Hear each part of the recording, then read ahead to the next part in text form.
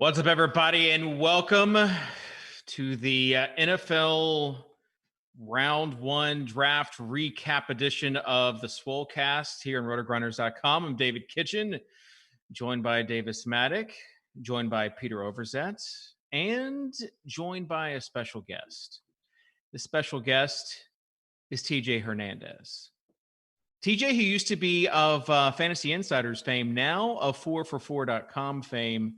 He has blazed his own trail, and we are so excited to have him on here, partly because he complained to me about not being on the show during the 2019 season. So, TJ, welcome to the show. It wasn't a complaint. It was just there was a stretch of TJ shade being thrown around the Swolecast. I never got to redeem myself. I missed you guys. Always is it shade to just say what's true, which is that you're a gigantic pothead? Also, we also have to say, I don't feel that special. TJ's been doing a lot of media hits lately. I feel like we're just another notch on his bedpost right now. He's going the silver route. No comment, TJ? I don't know if it's the silver route. I'm picking and choosing a little bit. And I made an exception for you guys. This is the first time I've set an alarm in like 2 months. There you go. We were worried about you being pretty hungover for the show at 9 p.m. West Coast. I was drinking scotch till after midnight. I saw you on a stream last night, and you had like a little scotch. Yeah. It was a celebration. It was a big day. So I broke out the good stuff. I will say this. Last night was awesome. First sporting event we have had since the WNBA draft. And it was great. It was great. That is the most disingenuous tout in the history of the Swolecast. Dave, who went first overall in the WNBA draft? Oh, that's easy. He knows. No, he doesn't. Yeah. He does it. The female basketball player from Oregon. Yeah, she's so good. She like Kobe legit. Bryant. Kobe. Sabrina Ionescu. She is legit awesome to watch. She's so good. Hey, why are you wearing those gloves, Dave? Is this a prop or? It's Gettleman. He's out propping the prop master. Yeah, this is everyone's coming from my prop king title these days. We'll talk about some of the at-home setups with the Gettleman mask.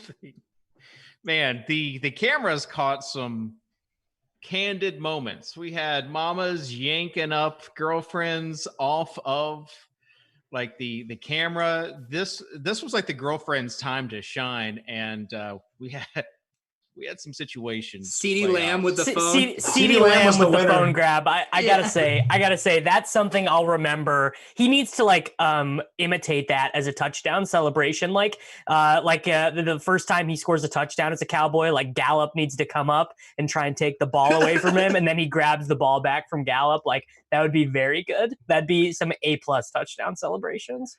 I would love to see what DMs he was trying to hide from her. There was Isaiah Wilson. Did y'all see this? Because I didn't see it till this morning. Isaiah Wilson, the offensive tackle from Georgia, was drafted by the Titans. His girlfriend got pulled off, and the mom came and picked up the girl and tossed her to the side. It's not her moment, Dave. Oh, I agree. Don't mess with mama's baby out there. So she was like right in the camera's face, like Overzet when he does he's got a really emphatic point to make. Yeah. You got to lean in. You get into the mic right there. I have to say it was not good TV, but it was like entertaining bad TV. The draft was I think that I think you have to be satisfied with and just being able to pay attention to all of those things, or being able to be tweeting about the same thing as everyone else. That's that just felt nice and warm. Was I the only one bothered that Goodell had a card for every pick? Like no one was giving him a card. Why was he reading off of a card? I think he had like a team of people in place. That's my theory that they Did you watch his home tour before? He showed his setup and who was going to be there in his office with him. I didn't watch it. Did you watch it? Yes, I did. It was the saddest MTV Cribs episode I'd ever seen. He goes down like this spiral staircase and he kept calling it his man cave. And there's just a million wires all over the place. He literally trips over one of the wires and the entire operation just shuts down for the night. But he pulled it off. He looked extremely pale to me the whole night. And I say that as someone who's pretty pale myself, but I'm just worried about the vitamins he's getting down there in that dungeon of his. He kept talking about getting booed and said he was looking forward to more booze tomorrow and bringing back the booze. And I don't think he realized what he was saying because we were just interpreting it as liquor. Yeah. That was charming how he tried to have some modicum of self-awareness about the booze, but it just did not work the way he tried to do it. It was awkward.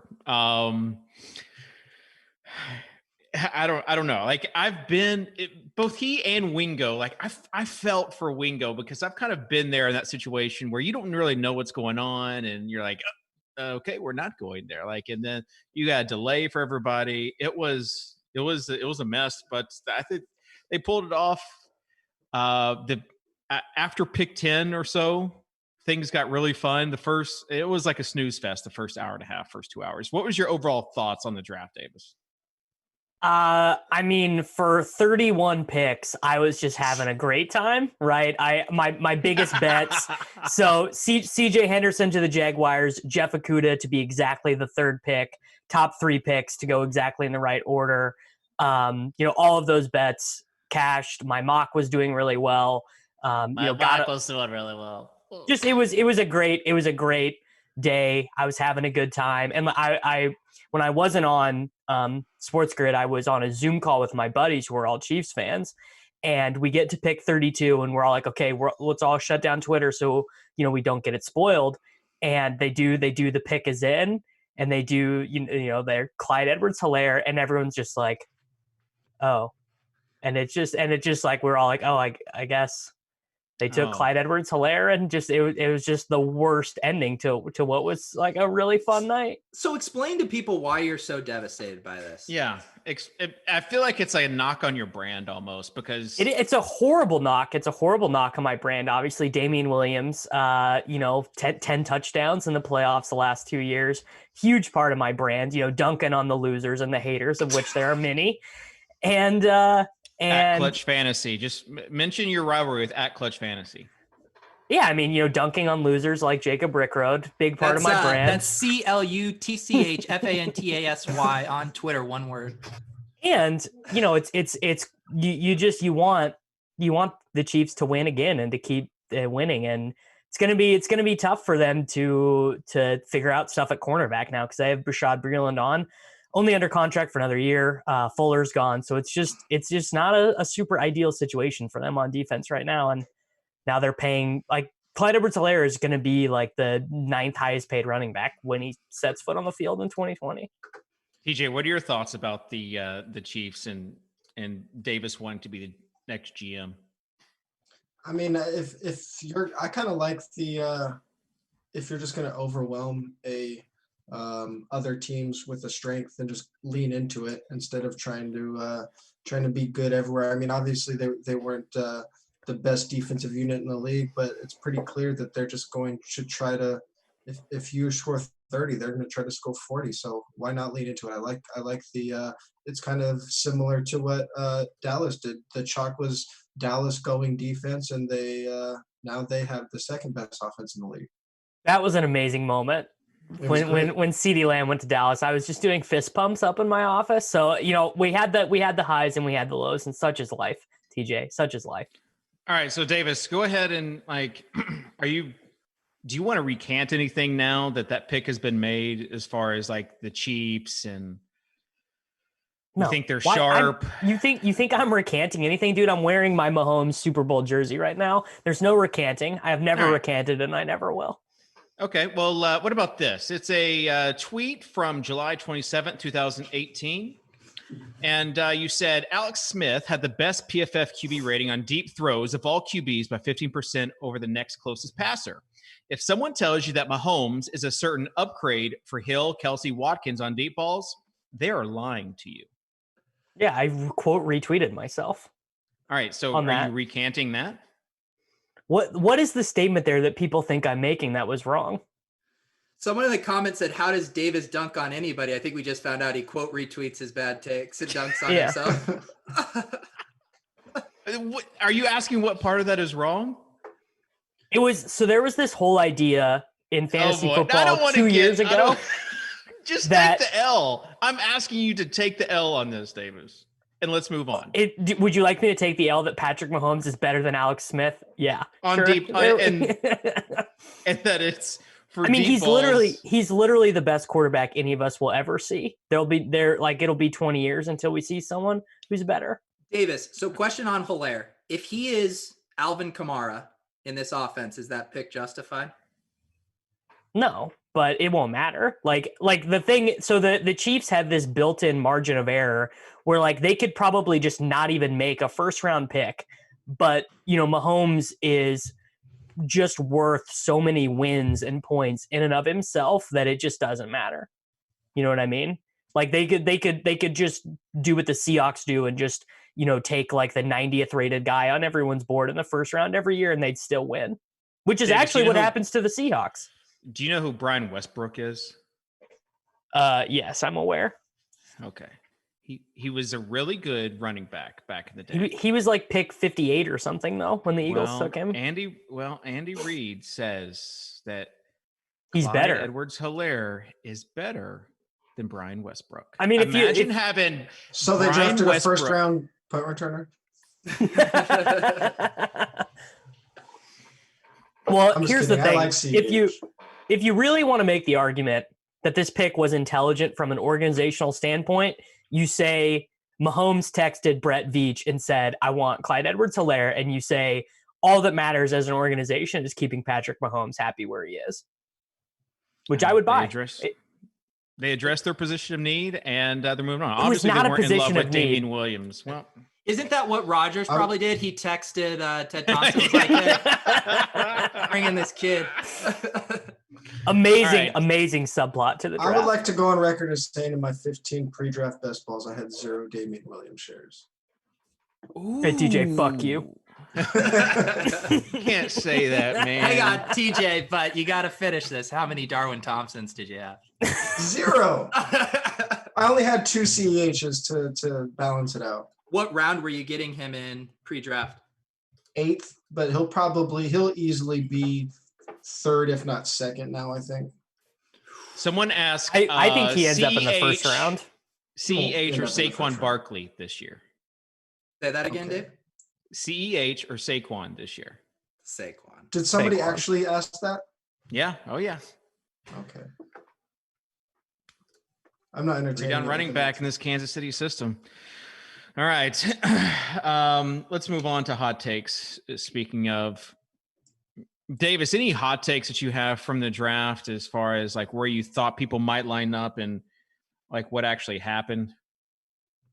I actually did think that the Patriots were not going to trade back. I legitimately thought that they saw this quarterback class, and whether it was Jordan Love, whether it was Jalen Hurts, whether it was Fromm or Eason or whatever, I thought that Bill would be like, you know what? I'm not riding into 2020 with Jarrett Stidham and Brian Hoyer. It kind of seems like now what's going to happen though is that they are going to sign Andy Dalton when this is all over with. Is that a boots on the ground report, or is that just? That's just sort of like the betting markets have just slowly inched Andy Dalton closer and closer to being the week 1 starting quarterback for the New England Patriots. It's very hard for me to believe Jarrett Stidham is the week 1 starting quarterback. What about Jameis? It doesn't seem like a great organizational fit, but who knows? Cam? I mean, I feel like they would win a lot of games with healthy Cam Newton as their quarterback, but I mean, COVID is probably a big reason why Cam. I mean, I would hope so. TJ doesn't like Cam either, so we have a total replacement for a Cam hater on the show. I don't, but I do have a Cam hot take. Let's hear it. All it. right, let's hear it. The Jerry Jeudy pick was an indication that the Broncos aren't in on lock, and they're going to be bringing in either Cam or Jameis. Ooh, that is spicy. That's very, very spicy. I mean, I don't know why they would do that, but yeah. I mean, the kind of thinking there is that after the top two in the AFC, like there's no clear third team in the AFC, and they were, I mean, I believe they were a 7-win team last year, and they have a decent offensive core now with Judy Sutton, Noah Fant, and then quite a few decent running backs. So they could make the argument that if they bring in a Cam, that they're the number 3 team in the AFC. Right now. Have you heard of David's Tennessee Titans, bro? I guess he hasn't. You mean the team that will be looking up at the Colts in that division this year? Oh, TJ. How dare you, You used to be sharp, man. You used to be really sharp. And now you're banking on Phillip Rivers to lead that busted organization to the playoffs over the Titans. Yeah. Not my talent. All right. Here's why I like TJ's theory, because I think John Elway's sitting there. He's looking at the box score measurables on Drew Lock, and the 6'4" just isn't doing it for him. He's sitting there. He's like, Cam Newton is 6'5". I mean, I could get an inch of height at quarterback. I mean, I think you got to bring him in. So it's like the wide receiver wars from 2014 all over again. Yeah. I know Davis would love to see the Jameis in the Mile High. Dude, Jameis dropped 75-yard bombs. Just dropping bombs to Cortland Sutton or the nearest defender to Cortland Sutton. Either way. His ADOT goes up by 10%. They start doing like the punt airtime tracker for Jameis's throws. It's like waiting for it to come down. So, okay, how bizarre was Ruggs going that early to the Raiders, right? Like that just it was Did it just surprise you though? I mean, it's like Raiders gonna Raider. I thought the Broncos were gonna trade up for him though. Like I actually thought it was gonna be even weirder than it was. And to me, it's weird in that, they had Amari and then they had AB, and it seems like a CeeDee Lamb or a Judy would fill kind of that role that those guys had. And instead they're like, let's roll out 2 burners in Tyrell and Ruggs, and we'll have Renfro control the middle of the field. That's our wide receiver. Renfro and Waller, dude. Yeah. It was actually a little ironic because I was hoping that like a Jets or a 49ers or both would pass on a receiver, and that Ruggs would be the 3rd wide receiver taken and fall to Dallas and end up being the 1st wide receiver taken. I was just thinking Ruggs being the guy to clear it out for Gallup and Cooper, and then obviously we got Lamb. We are happy with it. I'm very happy with the way it fell out, but that was like what I was rooting for from a logical, I forgot the Raiders or the Raiders standpoint. Devin, I want you to timestamp this, okay? I want you to timestamp this because just going to get on record. Mariota, Josh Jacobs, Tyrell Williams, Darren Waller, and now Henry Ruggs. Have I missed something with the quarterback depth chart in Oakland, Dave? Yeah, Derek Carr's going to get traded to the New England Patriots probably after Andy Dalton gets benched. Calm down with your quarterbacks to the Patriots, Taeks, Davis. Yeah, but Mariota is clearly the better quarterback. They just got to give him a better headspace, and he'll be fine. Actually, I am curious, like, what do you guys think about, like, after yesterday, what we saw with the quarterbacks going? Like, I was kind of hoping Cam ends up with the Chargers if they don't go with the quarterback. Like, where do Cam, Jameis, and Dalton end up now? One of them goes to Jacksonville, probably. Yeah, and I'm still on record saying Jameis goes to Pittsburgh behind Big Ben. Doors are clearly shut. Let's talk about one door, though, that could be open in Miami. Peter, you said that you would do a whole show with your finger in your mouth, sucking on your binky Miami Dolphins blanket if they did not draft Tua. And I thought when they didn't trade up, I thought someone might be drafting Tua before Miami, and he fell to number 5. Miami just so sharp. They knew he would fall. That's why they didn't tank at the end of the season, and then they get Tua. Nah, dude, Mike Lombardi said they were trading up for Wirfs. Dude, first of all these mock drafters put out their stuff. There's no stakes, no accountability. I'm out here putting my thumb in my mouth on the line for 60-minute show, but I deliver because I see through the BS. Okay. I mean, it's so good. Tua, the Dolphins crushed. They had the best first round of anyone. I'll say it. I'm not. They Not did, better though. That's than- real. I like the Vikings, but Dolphins too. Dolphins not drafting a running back in the first round was surprising. Davis and I were sweating it with Laird. Hard. Yeah. Laird was so we broke. He joshed us, dude. He joshed us so good. So we go to and he replies, he's like, "Oh, you and my girlfriend broke the news to me. I just got out of the shower." Like the dude wasn't even watching the draft. He's just such a legend. Is there a line out right now for Dolphins taking a running back with their next pick? It's got to be pretty high, probably because Swift Yeah. and Taylor They're and drafting Dobbins are all seventh, still yeah. there. They won't do it. They're too sharp. Tua and Devontae Parker, and then whoever else. And they're Denzel gonna Mims, get baby. Mims. They got Preston Wilson. Who, Dave? Preston Williams. Preston Williams. Same thing. Between this and the WNBA, it's been a rough show, Dave. It's a rough show. You're having a bad show, Kitchen. I corrected it before anyone else could.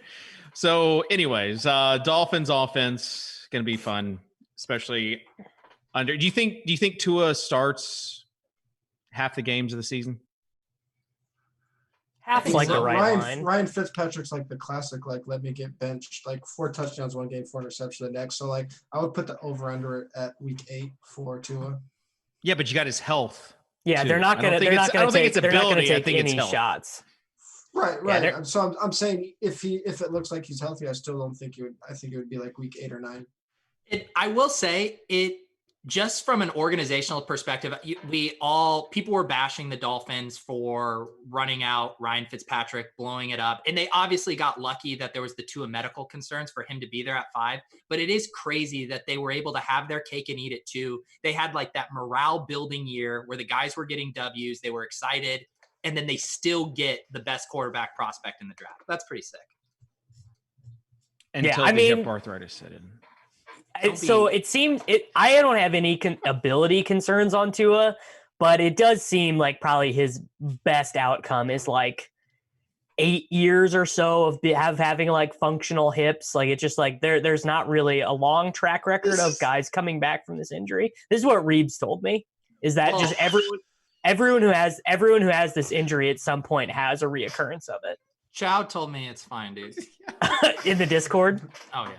I love how Davis rolls out the best case scenario and then afterwards goes, "Oh, it's what Reeves told me," just so he's clear of any sort of. You think I'm out there? You think I'm out there breaking down the implications of future hip injuries? I'm not grinding that. The dude's literally on my own. He's got 4 global poker tables up right now. I mean, there's no way. Only 2, bro. Only 2. I know you're playing poker right now. I can see it in your eyes. All right, let's get to the mock draft reckoning where we discuss mock drafts. How did Sieges go? Siege is a little distracted as the accountant for the Corona Poker Club that his mock draft kind of took a hit. Davis, you want to did Siege call you out on your mock draft? I mean, he did, but to be fair to him, what do you say?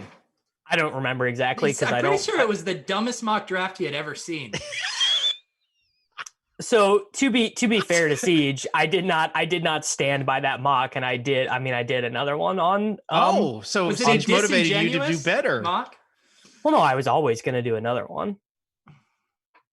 Right. But I thought, Davis, were you like Silva and other ones that were just like, this year's so unpredictable, I've already resigned to the fact that my mock's gonna suck? No, I thought I would do pretty well. I like that you confidence. set the line at 8. Yeah, I set the line at 8, and that's how many I got. So this is the thing that I got wrong.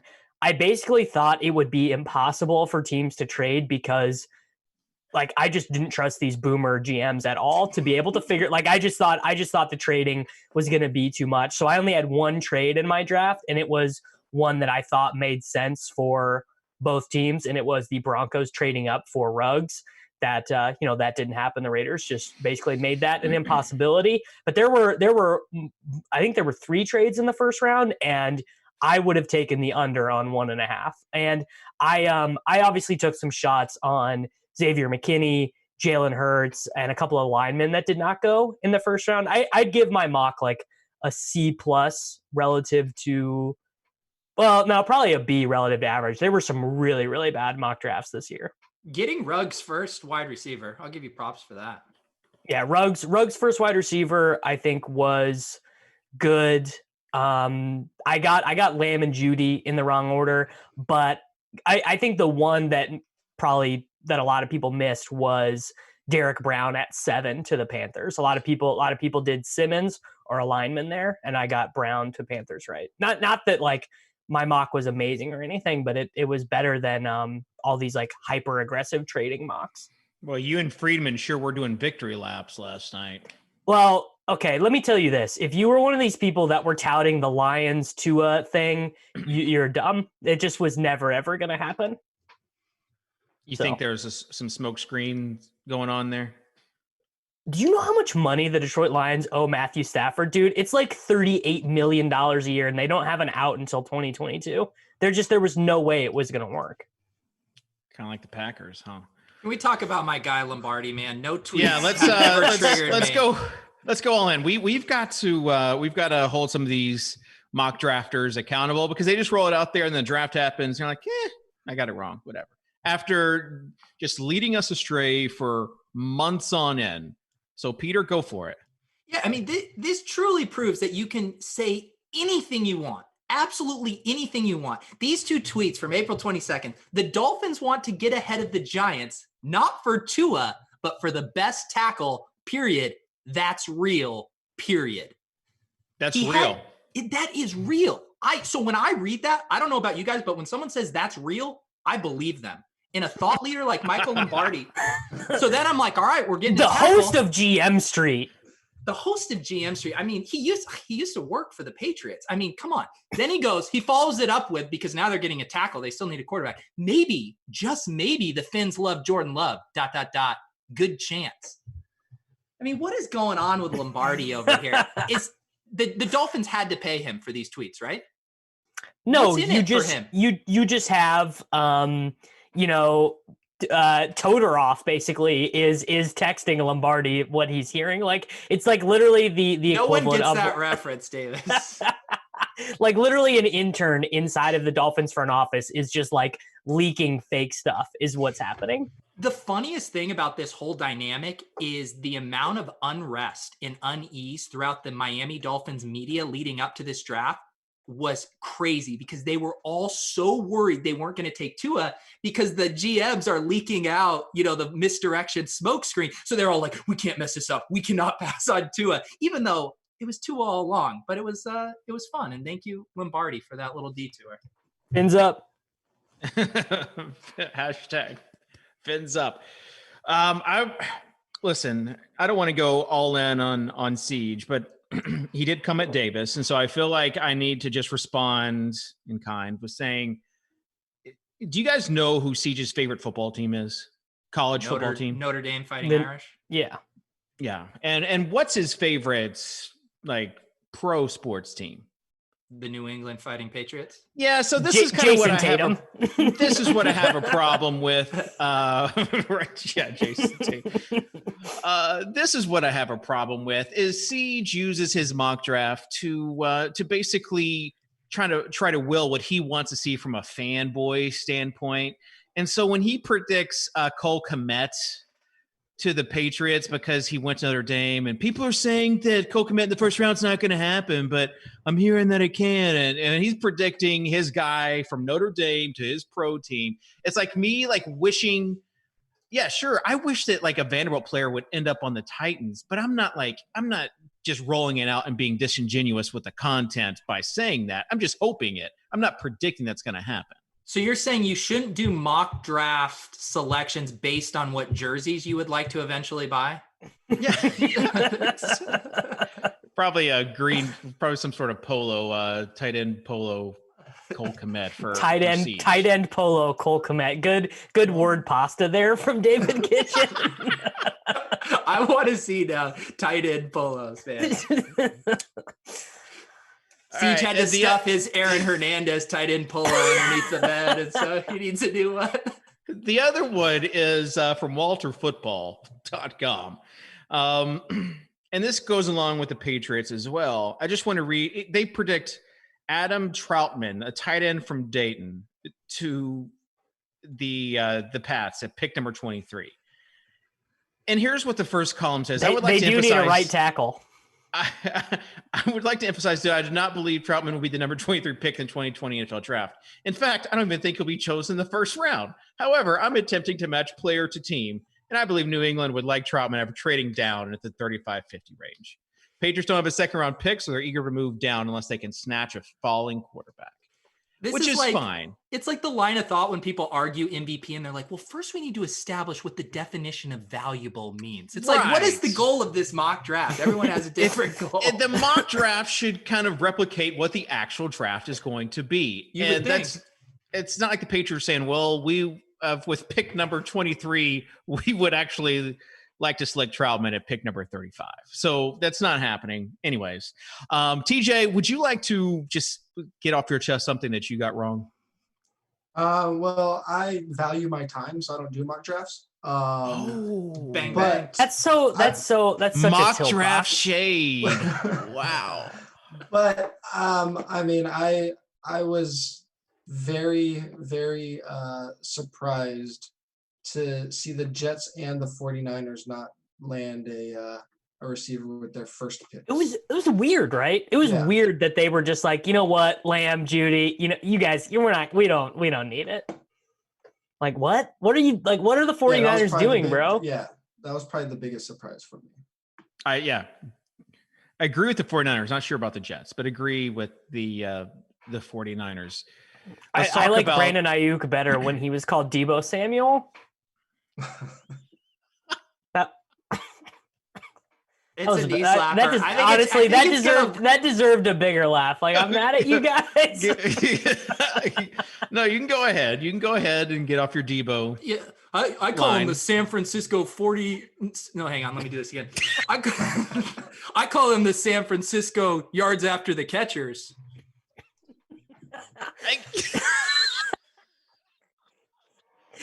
I mean, it's just like, how many of the exact same guy can Kyle Shanahan draft? It's like dude who like looks like a running back but plays wide receiver and is 5'11". Does Debo have 81-inch wingspan for a 5'11" guy? I thought that was a pretty great part of the broadcast. The wingspan analysis is always good. I don't know about you guys, but I call him the San Francisco redundant assets. All right, stop. We got to move on. Let's talk about how no one except for Clay Travis predicted the Packers getting Jordan Love. Did you predict that, TJ? I'm surprised. He was due for a right take. He was due. I just wanted to say that so it would tilt Davis to no end. I would have loved to have a draft set up for the Aaron Rodgers reaction from that. Like, that's like the biggest smack in the face. Like if they even have a window to win, it's now. And to not do anything to help Aaron Rodgers in the last couple of years of his career is probably the most. I mean, I don't know if I've seen anything that egregious in the draft. And this was the heel turn. Oh man, it was like no one saw it coming.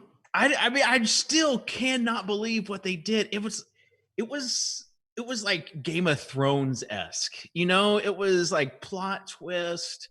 Here's what's going to happen. And there are so many reasons why it is such a beautiful pick, from the whole Brett Favre to Aaron Rodgers being on record yesterday saying he was going to reach out to whoever they were going to draft. And having someone drafted in the first round that could help him on like the past 15 years. So many things. If he had any friends go ahead, TJ. I'll say all of my Allen Lazard shares did go through the roof yesterday. I'm very excited about that. Does this mean MVS is still technically alive? I'd say no. He's behind. You gotta remember that Funch is there now. Yeah, tough scene. It's twisting the knife on Aaron Rodgers from like 4 different possible directions. You know, it's like if they draft Jordan Love in the 4th round or whatever, then it's like whatever. But at the most loaded wide receiver draft class, when he's desperate for weapons, it's just so good. What wasn't his one quote like before he had told some radio show or whatever? He's like, yeah, I'm just really excited. We haven't drafted offense early in years. I'm super excited for us to get a weapon. Yeah, it would be nice. And no matter what, I'm going to reach out to whoever it is. How many play calls is he going to ignore this season because of this draft? All of them. All of them. It's just he's just going out there and he's flinging the ball. He's gonna hit the sideline with just an outrageous ferocity. If he had any friends or family, they'd be really worried about him. Davis, what was the Packers' record last year? They were 13-3, right? Yes, 13 wins. And instead of drafting a weapon for Aaron Rodgers, you go and draft his successor that's not even going to start for another 2 years. Like, you're just blowing it up. It's just like, oh, man. Do we think that Jordan Love, which is that high up on their board, how much of it is this self-mythology of this is how it played out with Rodgers usurping Favre, and we want to run this back because this is the Green Bay formula? Like, it just seems like they have this fairy tale script in their head that they're trying to replay. How do they not know that, like, winning with a quarterback on the rookie deal means you want that quarterback to be playing right away. You're on the rookie deal. It's so bad. I mean, is there any chance, TJ, that they trade Rodgers or get out from that? That's what I thought too. Like, surely they're going to draft him. And someone was like, one of the beat writers said, make no mistake, they are drafting him to be the successor. I mean, but if you're going to do that, you would assume that it's like at least you want to get 3 years out of him, right? So you're assuming there's some kind of trade scenario next season? Where does that come from? This is like the meme where it's like Aaron Rodgers to the Patriots. Well, I was going to tie it into the Patriots. I didn't want to say it. Because think about it. The Packers in their head are like, this will play out just like it did with Favre and Rodgers. But in reality, it's going to play out like Jimmy Garoppolo, right? Like they draft this guy to be the successor. The incumbent doesn't want to leave. And doesn't want to go on the dollar for him. I mean, it is amazing how it played out. Pete, you mentioned it, like one of the deepest draft classes we have ever had. And instead of getting him a reasonable weapon, you know, he sees Tom Brady go to Tampa Bay just surrounded by weapons. And he's got one guy. They should draft Hurts in the second and just be like, yeah, we're just trying to, load up, really solidify. Just go Washington, go the Washington route. One of these guys will work out. Davis, you've been throwing massive shade at Aaron Rodgers. So I didn't see anyone that agreed with this move except for you just dancing on graves. So it was so funny. It's just like, because I just am imagining Rodgers watching at his house, and that GIF that everyone uses of him throwing the Surface Pro, right? Like, I'm just imagining that, but it's actually just him alone in his living room, just like, he's like, okay, we're trading up. Chase Claypool, Denzel Mims, T. Higgins, and then they say it's Jordan Love, and he shuts it off, and he leaves the living room, and he just, I don't know, he probably eats healthy, so he goes to the freezer and gets some Halo Top ice cream, and it's just like, I'm gonna text Ted so angry in the morning, just tilting his face off. Has anyone done this joke yet? Which Jordan does Rodgers hate more, Jordan Rodgers or Jordan Love? Yeah, a couple. No, there was. It was like love a Jordan is the only thing that Rodgers can't do, or something like that. Okay, all right. Just making sure people didn't miss the boat on that. The one thing I saw was the Packers get the one thing that he can't even give to his own brother. Love.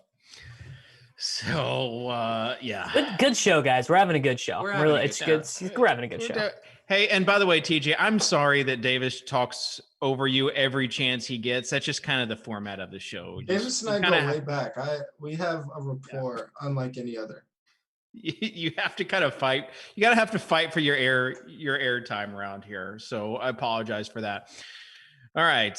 Other stuff that happened. Let's just talk about the Dallas and CeeDee Lamb thing, because people were going nuts. Davis, this is a siege take for you because your favorite college team is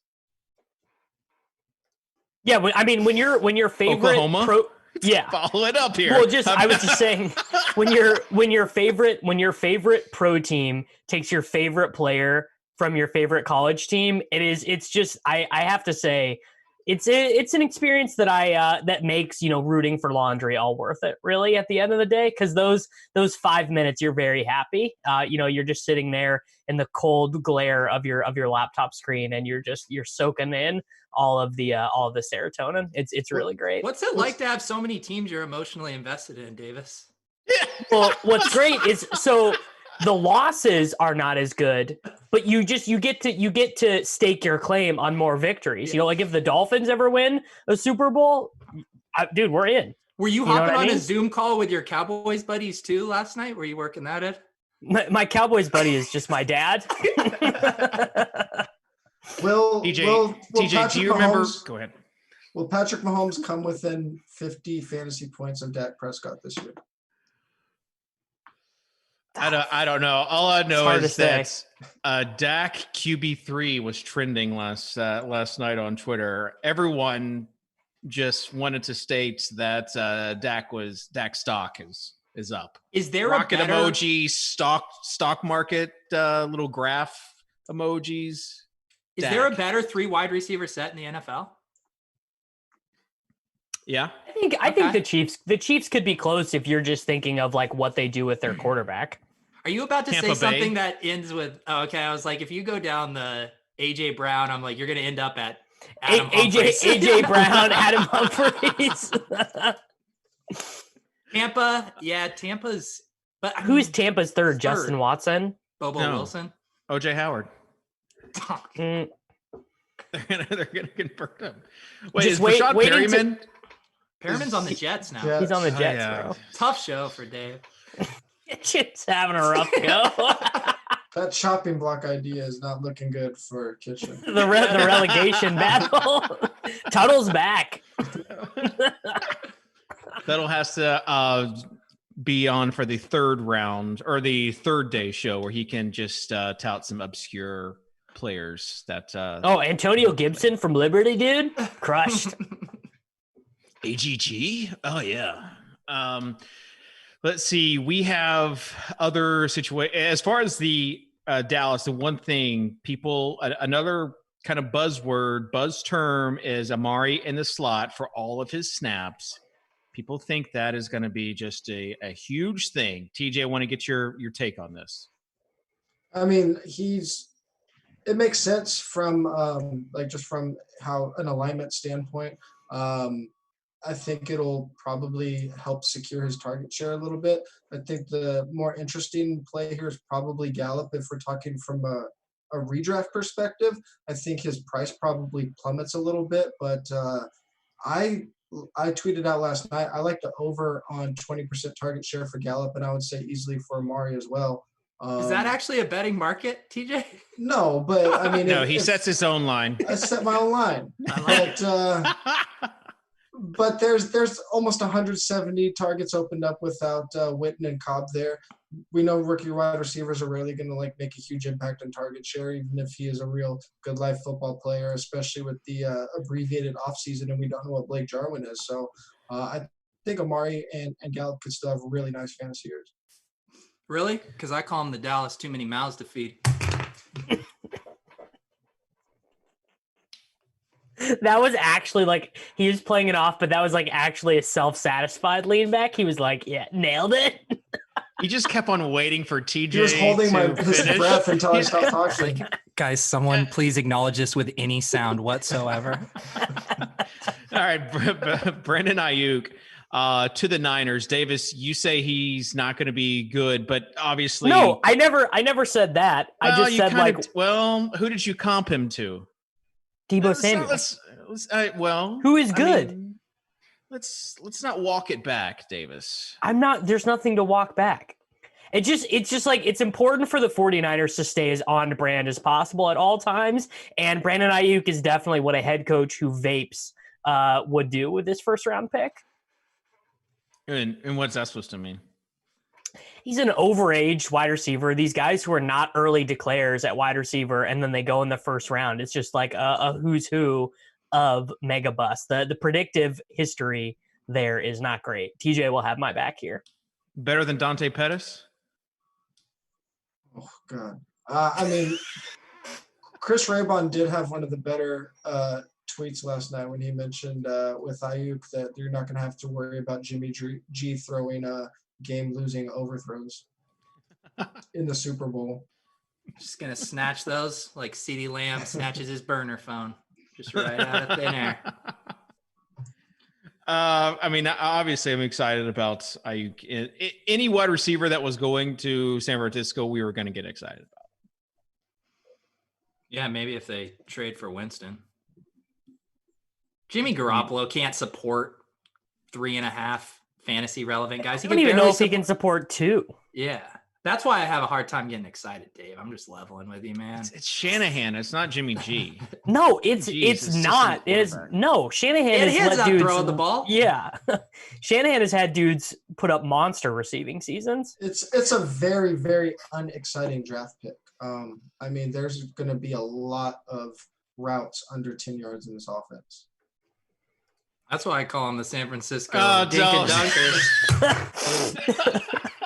Do we remember when David Kitchen gave Dante Pettis the Shanahan wide receiver 1 monk here for like predicting future fantasy success?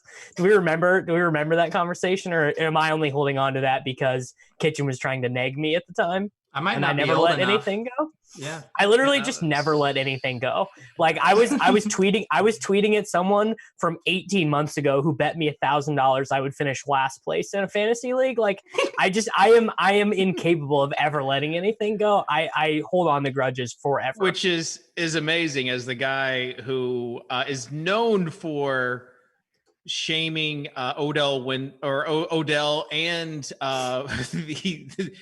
now the long-term value on deep balls of Kelsey, Watkins, and Hill as not being upgraded from Alex Smith to Patrick. This is why the Odell thing is why I hold on to these grudges so bad. Oh, it's like a Twitter Napoleon complex. Yeah, it's like if you guys are gonna nag me, I'm nagging you right back. You feel me? TJ, do you operate on that same kind of? No, he's a mentally balanced person. TJ, Yeah. big eye for an eye, tooth for a tooth guy. Biblical. He's got his biblical principles. Yeah, absolutely. I'm even-headed, like David said. I already mentioned that I don't do mock drafts, so that tells you everything you need to know about me. All right. Anyone you were excited about, TJ? Just in general in the first round. Yes. I actually like this, like maybe like an underrated landing spot and like who benefits from it. Justin Herbert to the Chargers. If anybody is from this standpoint, if anybody is on the Austin Eckler train or wants to be, I actually thought that Tyrod hurt his reception upside a little bit just because mobile quarterbacks tend to actually hurt the pass catching running backs, and Herbert is a little mobile, but I mean nowhere near what Tyrod is. Tyrod's a guy that's gonna, like, if he played the whole season, was going to pull it down potentially 100 times, where Herbert definitely won't do that. So if you're somebody that wants to buy Eckler, then I think it helps him quite a bit. TJ, and Justin Jackson. Best ball draft right now. Who do you take first, Hilaire or Eckler? Wow, Hilaire. All right. Wow. I mean, I think that by FFPC season, Hilaire is going to be going like 108, Peter. Yeah, I mean the problem with like Eckler there, like I do actually like Eckler, but I think he's going to be overdrafted. He's not going to be a 300 touch guy.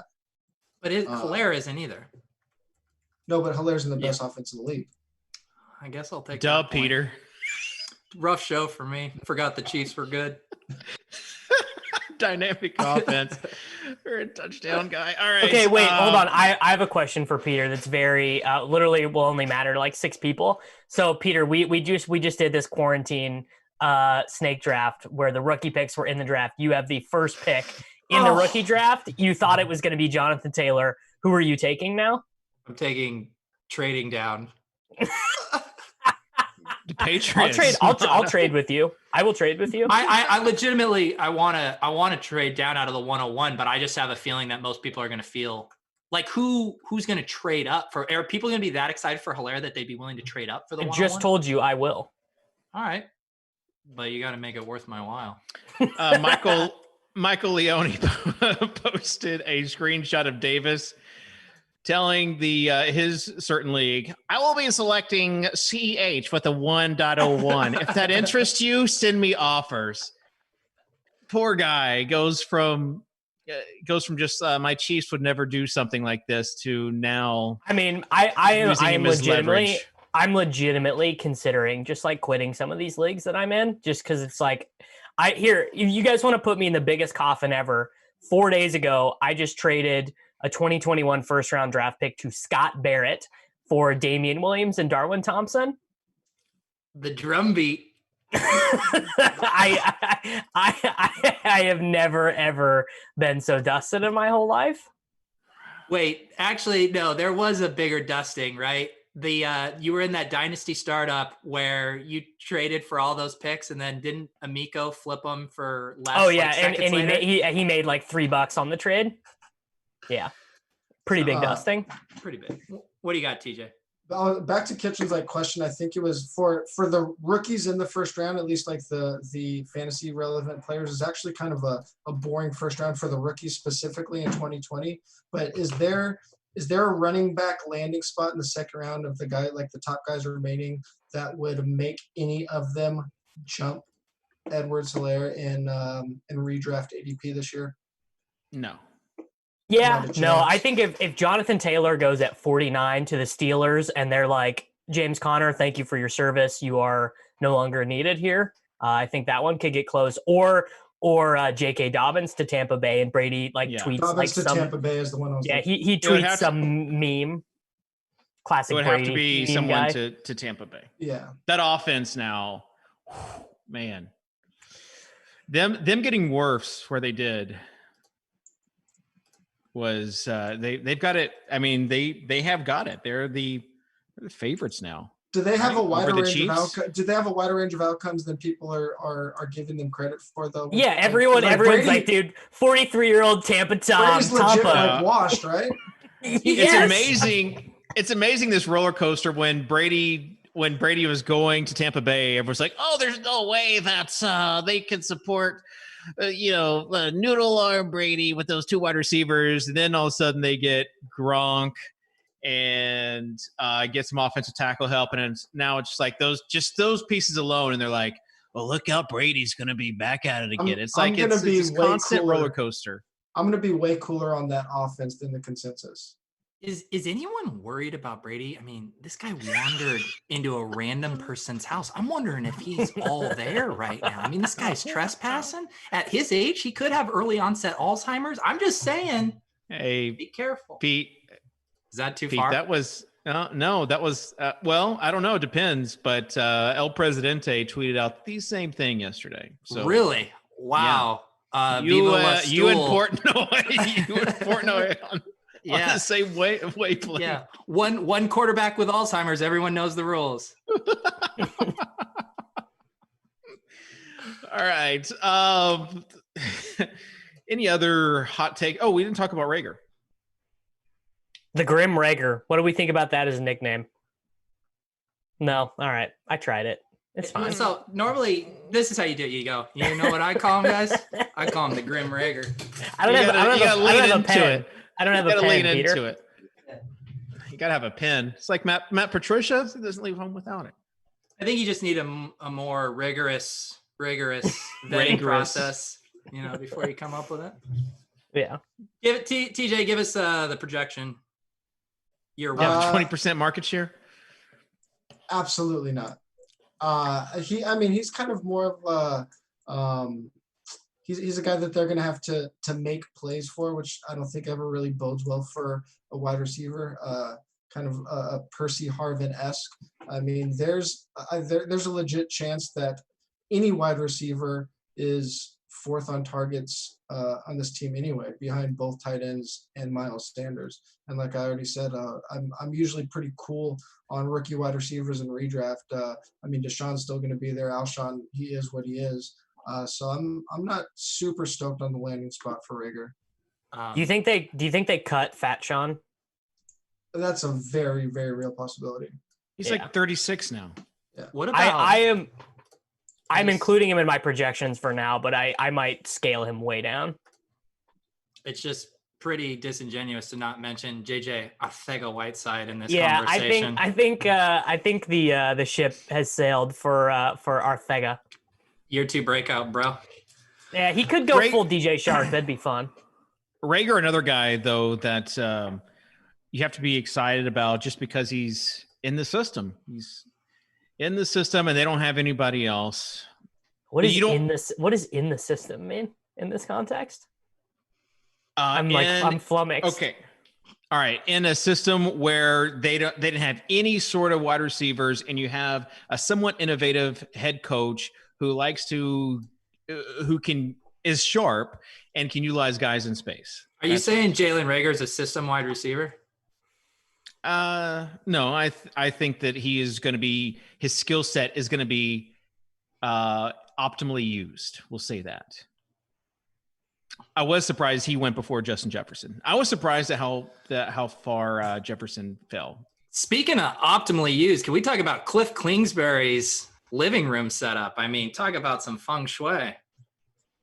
Yeah, let's talk about the at-home setups. Oh, someone a little upset I stepped on their segue. To be honest, I just forgot. I had it written down, but rough show for Dave. He's gonna get relegated. Davis, pay attention. We're piling on Dave right now. He's all in, bro. I'm letting. I had tens there. I had Oh my God. He also tweeted like 3 times earlier. I see it popping up. He's searching for gifts. I mean, he's a disaster. Lower his rate, Dave. Lower his rate. Here's the thing. If I'm actively only paying attention to the screen, I'm going to interrupt TJ like 600 times. That's okay. All right, but Davis, what do you think about that? What we just said? Justin Jefferson going a little bit late. That was 5 minutes ago. Oh gosh, Remember when we check in after the show, we all say to each other, do we feel good about this show? Yeah. Think about this moment right now, guys. I'm feeling good. I'm feeling great. Take homes from the draft at home setups that you saw. Peter, what was the one takeaway that you had? Well, obviously the one everyone wants to talk about is the Vrabel home setup, which that's like you're in a Waldo book and you're trying to find like all the fun little Easter eggs. There is so much going on in this photo. I also love Vrabel has already gone on record and debunked that this kid wasn't pooping. He was just sitting on a stool. Sitting. Kids wear short shorts these days, like the little chubbies. So it's like, yeah. Here's what I don't understand. Vrabel has 2 kids, ostensibly 2 of the people in this photo. There's 2 other teenagers in the house dicking around. It's NFL draft and Vrabel's just like, let's have all the teenagers over to the house. Like, how does this happen? my favorite was the guy in the Frozone suit who has to be related to Sammy Reed. If you look at that guy, he is Sammy Reed 35 years ago. I mean, it was basically spitting image. Sammy's got another kid out there, and that's this kid. The one that whenever they showed Jerry Jones, I was like, is he on a boat? Oh, he was on his coke yacht. He was on a spaceship. Yeah, I know. And then it came out that like someone actually went and looked up like pictures from the yacht. He was on his yacht, the ultimate flex. How do you beat that? To me, that was more impressive. He saw Kingsbury's picture and he just like, I need to step my game up. Way more impressive than the Kingsbury pick. Because, I mean, a nice house out in Arizona. Kingsbury's a beautiful, beautiful man, and that definitely plays into that mythos there. The thing about Jerry's photo is just like way more effortless. It's just like, oh yeah, I'm in my yacht. Like Cliff spent a lot of time composing that photo. Yeah. Also, Just by the way, again, we need to go again. Belichick just try-harding so hard with like the 1997 Dell laptops at his house in Nantucket. That guy makes me sick. Just makes me sick. They bought that Nantucket house. It was probably like built in the 50s and just didn't renovate anything. They're like, no, we just like the character that it has. And he had laptops up, like 4 little laptops, just didn't even try. What are the chances Gruden was playing 4th level chess and had a fake big board behind him? Fake big board? Knowing Gruden, very low. Yeah. Some of the chess moves, Vrabel also kind of leaning into the whole jock thing. TJ, you're kind of cultured. Have you seen Parasite? What's that based off of? No, that's not. You sipping alcohol. Yeah. Have you seen the movie Parasite? Because you've tweeted about whiskey before. Yeah. Have I? Have you seen the movie Parasite? I have not. I take it back. I know Peter has. That house reminded me of the cliff. Yeah. Didn't know you were such a big Korean film head, Dave. It's got I was blown away by how many prospects had pool tables in their homes. Like, who are all these people that own pool tables and have room for it? Yeah. Oh man. One of the best tweets I saw was Miss Burrow thinking that she's going to be in Vegas for this, celebrating her, and everyone instead she's at home getting ethered about her curtains. Like, I mean, it was and some sweet slip covers. Dave, you're the only one out of us that I know has kids. TJ's got a couple. Yeah, I mean, that he doesn't know about. But if you were the GM and they were coming filming you, would you have gotten your kids some airtime, or would it have been like daddy's drafting, the door shut? Oh, I would have given him airtime. Yeah. No, door shut, dude. Door shut. Amateur, it's freaking amateur hour out here. Hey, Davis. Hey, Davis, you were tilted by the girl kids. dad. Davis, did you get legit tilted seeing the kids on screen? Get them out of here. No, it's just like I'm thinking of myself in that situation of like I'm trying to be on TV and freaking select CeeDee Lamb or Jalen Reagor. Like I can't have my kid watching Little Fires Everywhere on the iPad next You're to playing me, poker, tweeting, and slacking during this show. I think you can multitask a kid come into the room for a second. I actually have a picture of the first time Davis met my oldest daughter when she was like 1 or 2. It is and she's like wanting to talk to Davis, and Davis is just on his couch on his phone, leaned away, like she has some sort of disease. That's all you need to know about Davis's. Kids are vicious carriers of diseases, David. Kid takes. All right. Closing thoughts. We're not even gonna do best fits. We've already talked about best fits. Closing thoughts. TJ, Davis.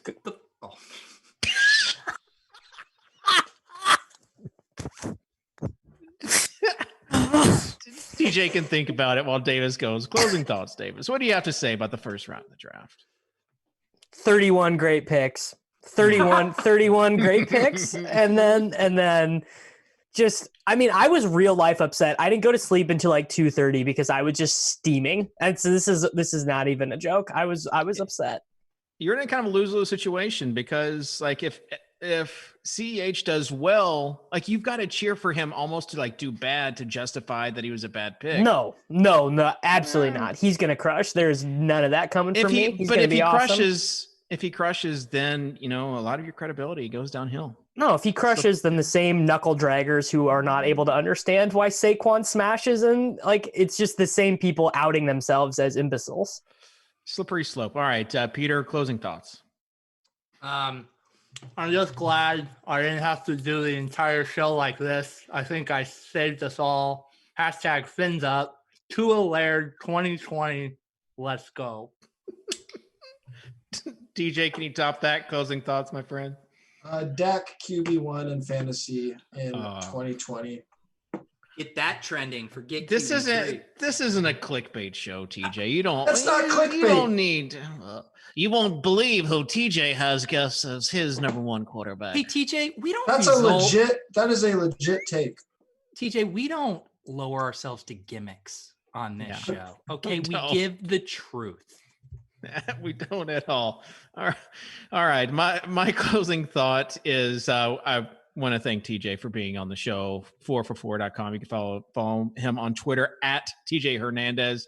And also, having just sports back for the first time since the WNBA draft last night was so like being in a chat with my friends. Like I was in a WhatsApp chat, kind of like Davis was in a Zoom chat, but like having a Packers fan in our chat where we just were dunking on him so hard. He like left the chat, like just all the stuff that sports brings us was great to have last night. And I can't wait till we get back to more of that normal where we can just continue to dunk on each other and really bond through that. So anyways, that was my closing thoughts. Thanks to all the guys on the show. We'll see you next week for the next edition of the Swolecast here on RotoGrinders.com.